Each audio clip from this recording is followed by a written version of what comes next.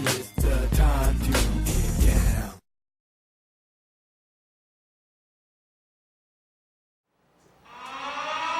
It's that time.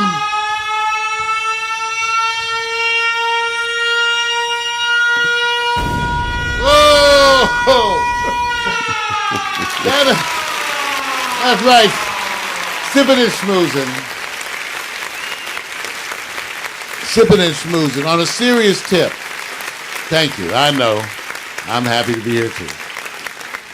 On a serious tip, though, you just don't realize how seldom, not as often as we would like, but just it just isn't common to run across the kind of individuals that we're going to be dealing with today, and especially the one in studio. It's kind of hard because even the attempt to summarize their lives' achievement is usually means you're leaving something out. Very difficult to do. But again, that is the reason for this show, because when I get the opportunity, like when I meet people, I believe in adjusting on the fly. So when I met Peter J. Harris, I changed the agenda for the upcoming week. I was already thinking about it when I went to the play, and it's all about a play. At least it starts with that. But first of all, well, the Johnson Chronicles. The Johnson Chronicles, Truth, My Penis, Tall Tales, and you're going to get the full story behind it, but this kept coming across my desk. And because of the advice of a good friend, I went and got tickets, and we went to the performance up in Hollywood at the Matrix Theater, and I posted on it. And it ended up being more than just a wonderful experience of the evening, but also the beginning of my learning more about some of my own community that's right here around us in Leimert Park, about, other creative individuals. That's why I had to do this focus on creative energies, playwrights, producers, and more, because I've been looking for this. I have been looking for this. One of the things that we never had was content. That's why Victor and I created this show. It's because we couldn't get content from any of LA's content makers. They didn't understand what we were doing, so we had to make our own content. And so we ended up becoming producers of our own. And so here we are today with individuals of the same like. Ladies and gentlemen, meet my guest, Peter J. Harris, writer, producer, all of that stuff, and again, now, let me give you, there's a piece, let me read a piece, because there's different ones. This is the one I like, because it says brief biography, because again, the attempt to summarize this brother means you're going to leave something out. You're going to leave something out, I'm just saying. So, Peter J. Harris is the author of Bless the Ashes, poetry, winner of the 2015 Penn Oakland Josephine Miles Award.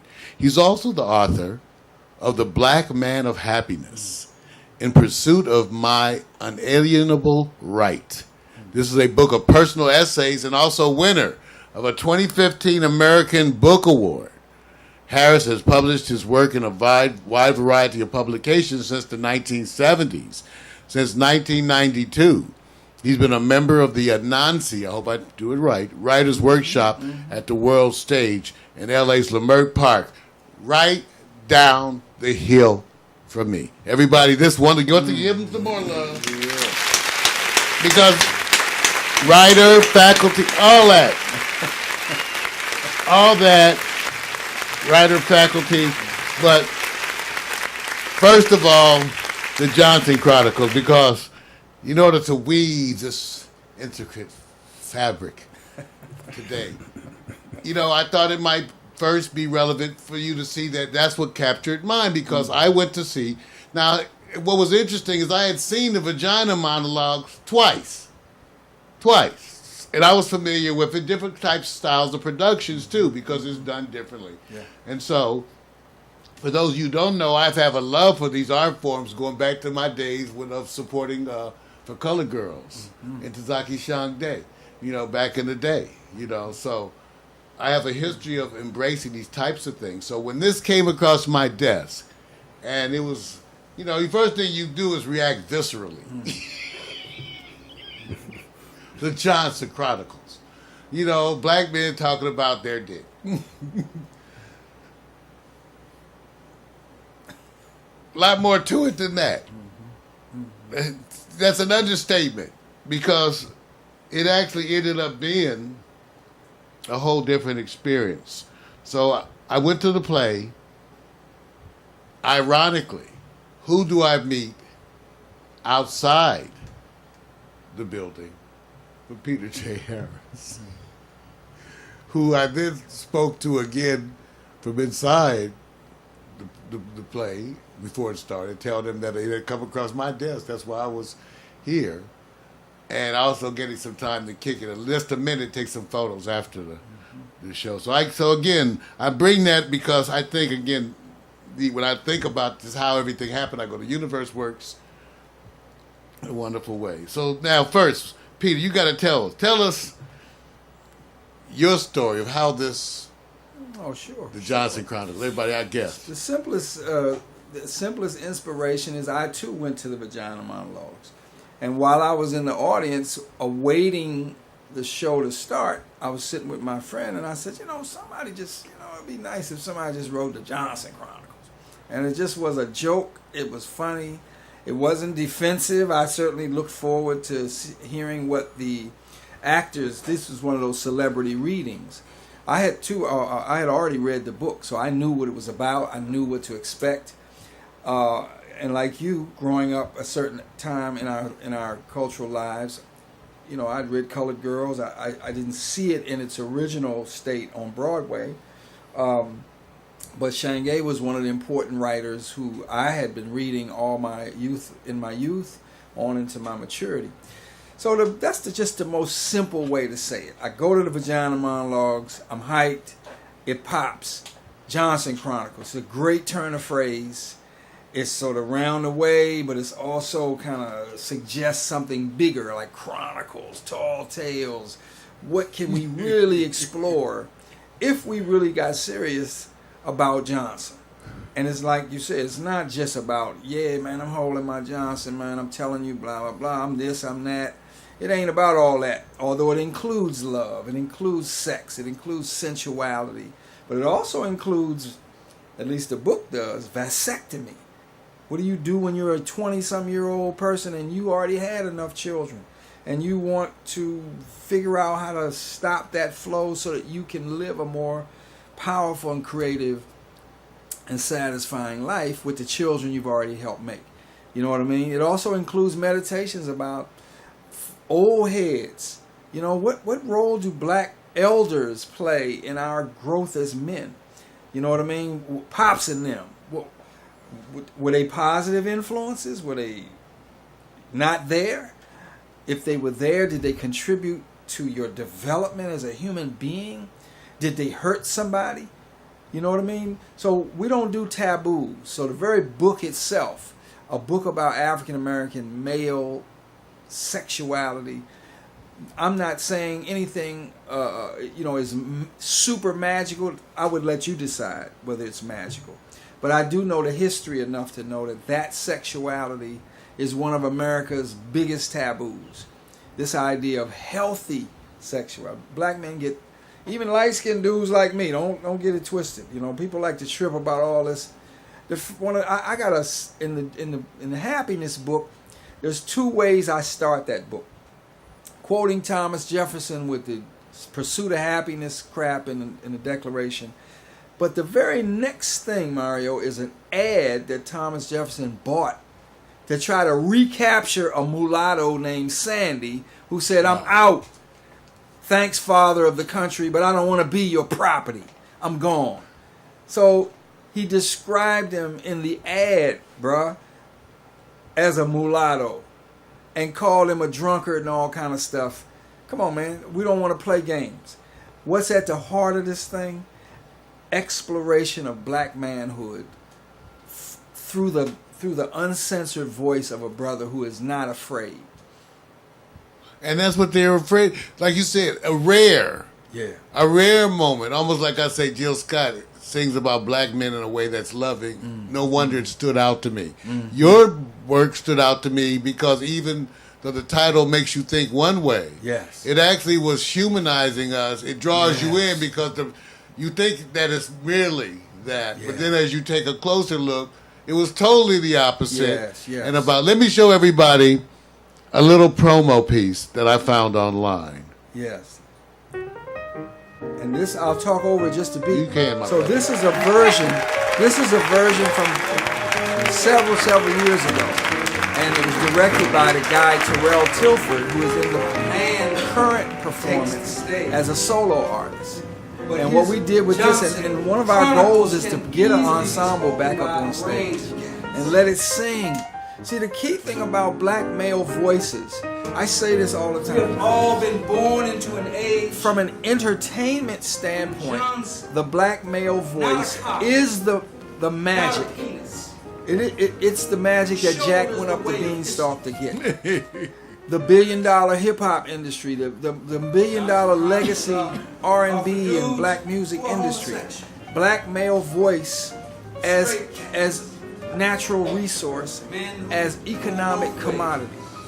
But the Johnson Chronicles challenges us to go deeper and inside.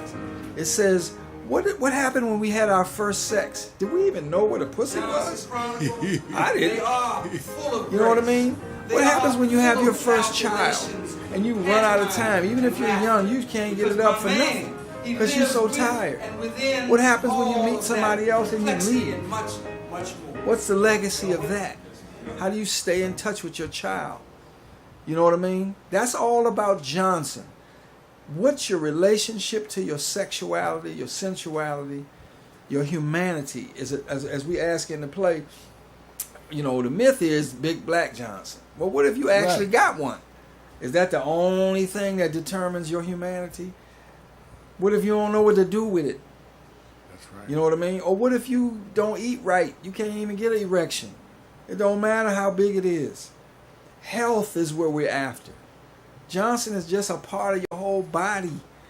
It's just a sensitive barometer of who you are. If you stressed, it don't work. The shit, and you built yourself up. Manhood, Mario. It's about loving yourself beyond the Johnson. But we use the Johnson obviously as a hook and as a doorway into these larger meditations. Well, I commend you. One of the things that we talked about earlier too is people getting folks out there to see it too. Yeah, it's hard to do it, frankly. It's hard. One, people busy. It's summer. It's Los Angeles. It's so much free stuff in LA. I'm up there saying, come on out and give me $30, give me $20, give me a group, come get a group. Plus you got to come up to the Matrix Theater on Melrose. You might be scared of the parking, blah, blah, blah. That little theater, though, is so perfect. Oh yeah. It's so perfect for the solo And show. parking was no problem. Parking is really not a problem because it's one of those few streets where you can park in the neighborhood after the meters die, and you don't need those passes. You know, LA has the best parking system in the world as far as catching you and giving you a ticket is concerned. Oh yeah. That's the most efficient department in the city. Raising the dollar. If they ran everything else like they ran the parking joint, this would be a model city. Model city. So yeah, if you're in LA tonight, the 31st, we have a special discount code. It's called Love Rate 2. You put that in on johnsonchronicles.eventbrite.com. Love Ray too. He's telling. I'll Love try Rate to. 2. Come on in. And let's get this young man, this Terrell Tilford. This guy's been on soap operas, the DL Chronicles. He's been on Soul Food, major. He's a theater actor and a person who can go in front of cameras. He is wiping the floor with the Johnson Chronicles. And he's so sensitive and he's so powerful. As we get to the deeper themes of the Chronicles, he takes you into what we call the trap door of deep emotion, deep pain, deep celebration. Let me show everybody his picture. Now the thing too, I learned, and also what you find when you go look online, was that in previous episodes he was directing, he wasn't acting. He directed me. Right, okay. And then Yeah. now he in this one he's acting. He is an equity actor. He is a union man, baby, and I wanted a union actor. I wanted somebody, and we're not hitting the top scale of the union, but we are paying him a fair wage. So this is part of my production commitment. I'm an artist, man. I can't tell you how long I've waited for $25 from a college when I go read somewhere my poetry. Well, I don't have it right here, but I actually found a piece when it was talking about your academic appointments, and it was listing your responsibilities that you had at Howard. One of the things that impressed me is that you have a history of solving and administrating the day-to-day problems of producing something, anything. You have to do the budgets, all of that. It turns out that even though I'm an artist, I'm a trained reporter and newspaper editor. So I have a kind of rigorous linear side too. So I know how to get things done. I know how to meet deadlines. Now, yeah, obviously that's putting it lightly. Yeah. I wish I had that. I should have put that page here. But in terms of what you just did at Howard, in terms of the groups that you started, well, just go on, Peter. Take a minute and remind me of what you just came first at the Howard, then at Claremont. Yes. I want you to just name it so I don't mess it up. I went to Howard. I graduated from Howard in that's where this gray hair comes from. 1977. I've been waiting for my I graduated in 77. Come on, man. I graduated in 77. If I knew the Alan Carter song, I'd start singing it. But I never liked that song. I got wearing my house. Oh, I got to get my ring too. I couldn't afford my ring. I had a baby as soon as I got out of college. So all that stuff. 77. 77. See, I told you the universe. 77. Universe. Baby. Okay, yes. now. So I graduated from Howard. I began my journalistic career in Baltimore at the Baltimore Afro-American newspaper. So I wrote for a couple of years, and then I had a 5-year stint running a column. I used to write a column about sports and culture. So I'd be quoting Gil Scott-Heron and cussing out Muhammad Ali when he was going through that little phase when after he'd been the most militant brother, then he started working with the straight world so he could get his stuff rehabilitated. So we was young and cussing everybody out in print in them days. I worked for a Hall of Fame, Sam Lacey. Sam Lacey is in the Major League Baseball. No. Wait a minute, I'm gonna get to him in a second. Sam Lacey was he used to cover Jackie Robinson and them when they first came in the league. He hired me to write a column for 5 years at the Afro. Wow. Now, Sam Yet, who you just mentioned, who wrote The Choice, was one of my professors at Howard. I thought about that's why I jumped there, because I remembered who was at Howard. I'm a prisoner of two things: home training and the teaching of somebody like Sam Yet. Yeah. Home training keeps me polite. Keeps me courteous. That's my mother. So she's been dead since '84, but I treat her right by being polite and courteous 24/7. That's June Harris's legacy. I'm her prisoner. You know what I mean? I'm a prisoner of Dr. Yet because he said to us, if you're going to be into this work, into this world as a cultural worker, as a contributor to our community, then you have some responsibilities. You have to be accountable to the best of the tradition. That's what I'm trying to do. So wherever I go, I don't say I hit it all the time. I make mistakes. I know what you mean, don't get brother. me wrong. I'm not trying to say I'm the knight in shining armor. I tell people all the time. I divorced my kid's mom. I fought for custody. I mean, I have made tons of mistakes. Believe it. Believe it, believe it. But when you take me to the bridge and it's time to be family, it's time to be the community elder at this point now in my life especially, I'm there. Because I believe in service in a high, toward a higher goal, a richer goal, a more elemental goal, health, safety. You know what I mean? Getting through to people and saying, speak your mind. Don't be censored by our society, by tradition, by the fear of secrets being told. Come on now. No. We have to look out for each other, and it starts with saying to people, particularly brothers, find your voice, find your deepest, intimate, loving voice for yourself. Find your deepest, intimate, loving voice for your loved ones, your daughters and your sons and your grandchildren, your extended family. And don't wait till the emergency. Build that muscle. Build it. Speak your mind. Be courteous. Be respectful. Listen to other people. But don't be afraid to be a human being with a take on life. And that's what that history you're talking about represents for me. Believe me, man, this scares the shit out of people. This approach to life. Right. I've worked with black people. Right. They get scared. Right. I work with white people. They get scared. I work with Chicano, Latino people. They get scared. If you're not grown, you scared of Peter Harris. If you grown, you collaborate with Peter Harris. Because I believe in collaboration. That's what this whole theater thing is all about. Amazing. And let me just say, what a wonderful legacy to my alma mater. Yeah, come on now, Howard. Who fostered in me. That's why my daddy wanted me to go there. He said, I want you to go there to become a man. And so, like Peter, that fabric was woven to me at such an early age that when I did this, like I told Peter over the phone, I said, I'm one of them old school brothers from the old days. And as you know, Mario, frankly, it's painful. It's painful to live with this kind of rigor, this kind of ethical rigor. Now, I'm not trying to say, again, I'm not knight and I'm just a round-the-way dude who was touched by elders. Right? But That's it's pain. It's work. Right.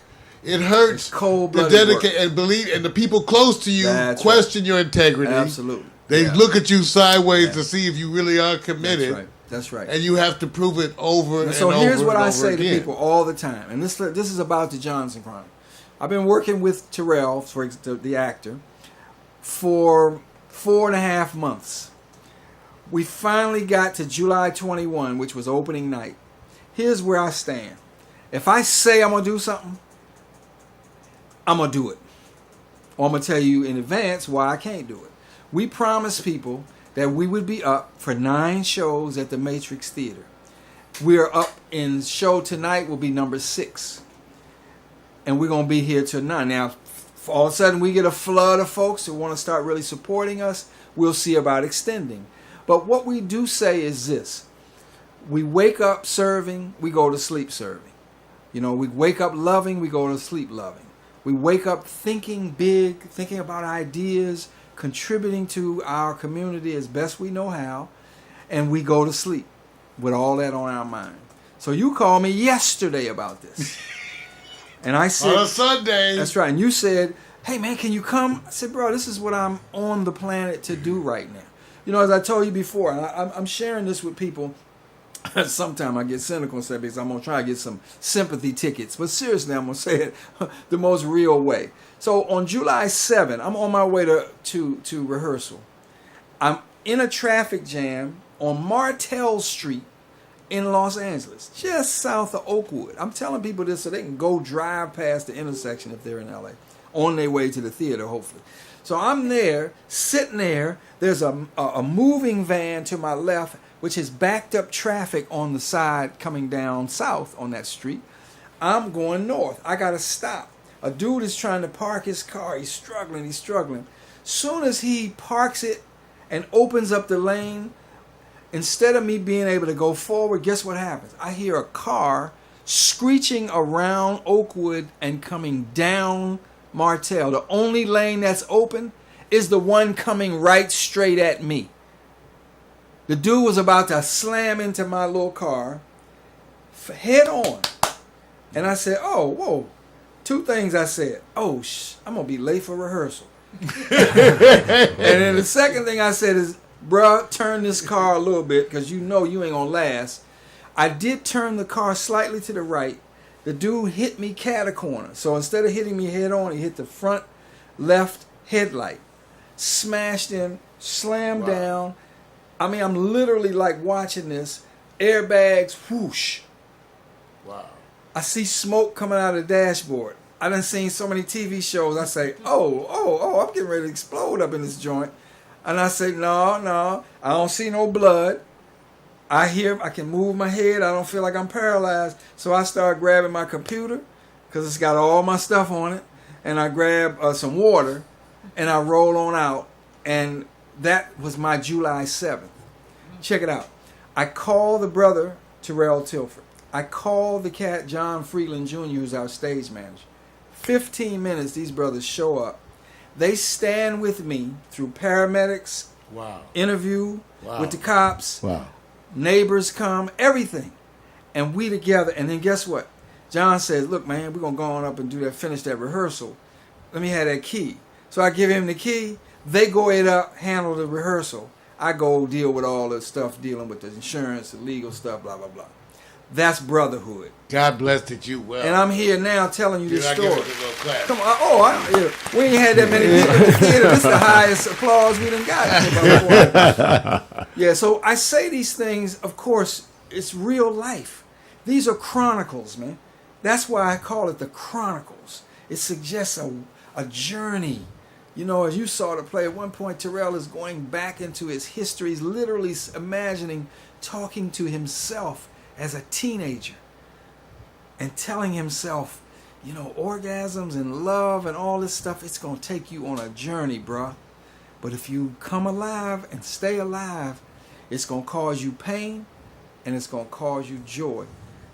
Remember, you can still see it. I put the special code in for the Love Rate. Love Rate 2. Love Rate 2. Yep. And get Come your on up to special, the because we want you to come out. Ultimately, that's part of the reason for doing this too, Yes. was to make you all aware so you get out there tonight, see the show, and enjoy the show. Now, I got to take a minute too to get a little bit, because the Johnson Chronicles, now as you can see, from the author himself in terms of what his approach was, different than what you imagined. But part of his core, first of all, a lot of us have multiple projects. So here we go. Peter's core, the Black Man of Happiness. So you got to talk about that. That's give Lisa. Take a look at the page, everybody, because you can go and get something. He also has the blog too. Yes. The blog is so new. I got one blog post up. The rest of it, I've been doing this work with the play. But I'm about what I call, Mario, wreaking happiness. That was, yes, I got Not that. wreaking havoc. Wreaking happiness. Listen, who deserves happiness more than black folks in America? Who deserves it more than working people? Right. Who deserves happiness and joy more than the people on whose backs the very culture rests? You see, that's why I flash all the way back to Thomas Jefferson. I'm from D.C. I have visited Thomas Jefferson's house, Monticello. I've visited George Washington's house. And before the 70s and before the 60s, when we said no, and as John Oliver Killings and all these old great thinkers and teachers, they said, when you stand up, that's when people fall off your back. So if they on your back, all you got to do is stand up. It ain't going to be easy from then on, but if you stand up first, unless they Jim Beckworth or somebody from the old school, they can't hang on that on your back. And I've been, before that time frame in our culture, you could go to those plantations and you'd never hear a damn thing about black folks. You just know, okay, I guess there was some slaves here. Right, exactly. You know what I mean? I've been, and that's the way the tour goes. That's right. That has all changed. They might show you the slave quarters. That has they don't give you any slave history. And that's all changed because we stood up and said, no. They call it revisionist history. No, we call it just making it real history. And we're making sure that black folks in particular, that's my doorway, that's my cultural doorway. But we talk about Chicano Latino folk, gay and lesbian folks, we talk about Asian folks, the people's history, I think is what Howard Zinn called it. The thing is, man, what we're trying to do is wreak happiness. We want it to reek off of us as we move through our day. I tell people, when I'm in a room, people invite me in a room, I want them to feel inspired. I want them to feel like potential is right on the horizon. And no matter, look, you talking to a dude, like I said, almost got killed in an accident. I've lost my house to foreclosure. You know what I mean? My daughter was raped by her stepfather, and we've been working together ever since to put that mama in jail and to do the work that we do.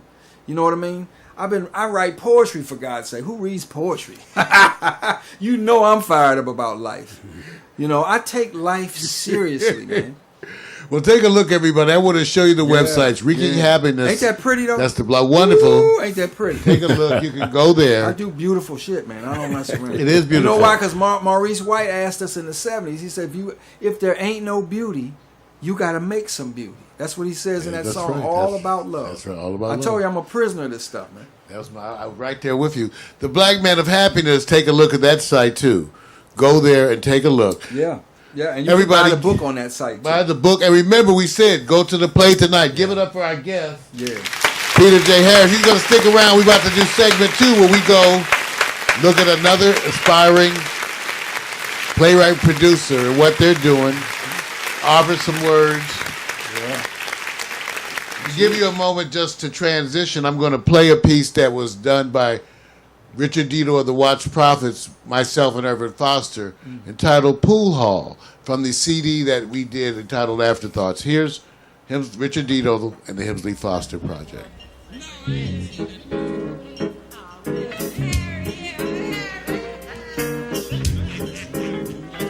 We'll be right back. Walking past the rickety swinging door, I entered the noisy smoke-filled pool hall, practically ignored. Small boy 10, hurrying past broken old men and decaying old ladies with clown-painted faces.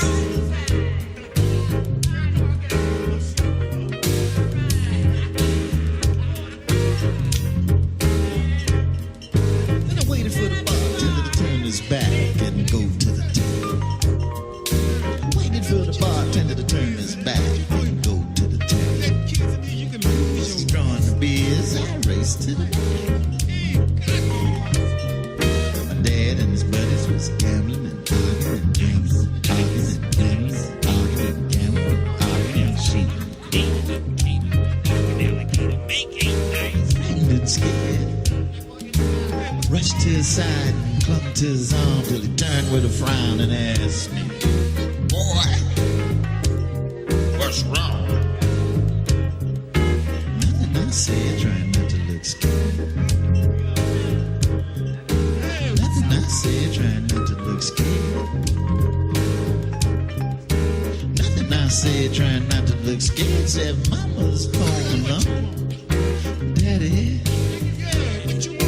Daddy, Daddy, she wants you home. She's all alone. She wants you home. Please come home. Walking past the rickety swinging door, I entered the noisy smoke-filled pool hall, practically ignored. Small boy 10, running past broken old men and decaying old ladies with clown painted faces.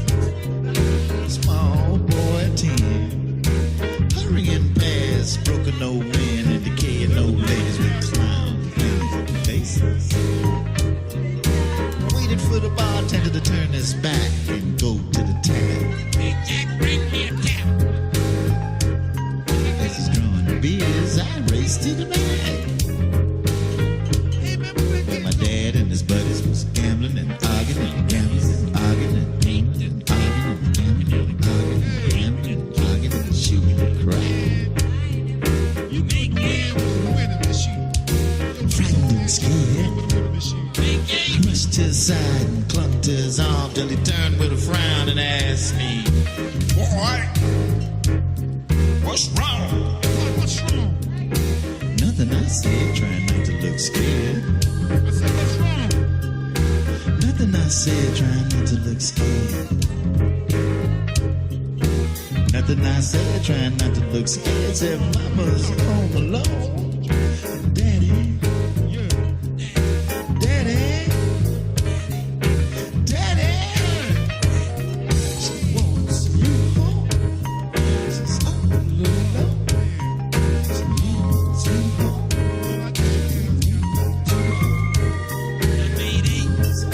I'll see you tomorrow. See, I'm gonna go on and take my kid to my walk, man.